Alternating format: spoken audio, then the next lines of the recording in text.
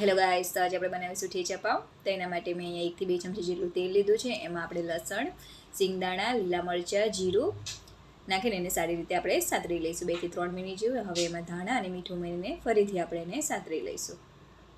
હવે એ ખાંડણીમાં આપણે એને વાટી લઈશું. આ રીતના જ તમારે વાટવાનું રહેશે, એને મિક્સરમાં નહીં કરવાનું.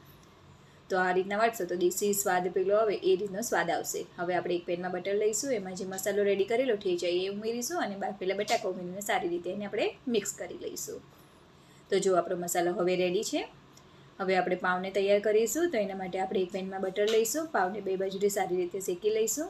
હવે એમાં બટાકાનો મસાલો ઉમેરીશું, ઉપરથી ચીઝ ઉમેરીશું. ચીઝ એ ઓપ્શનલ છે, તમારે નાખવું હોય તો નાખવાનું, પરંતુ ચીઝથી સ્વાદ એવો સારો આવશે. અને ફરીથી થોડું બટર નાખીને એને સારી રીતે શેકી લેવાનું બંને બાજુથી.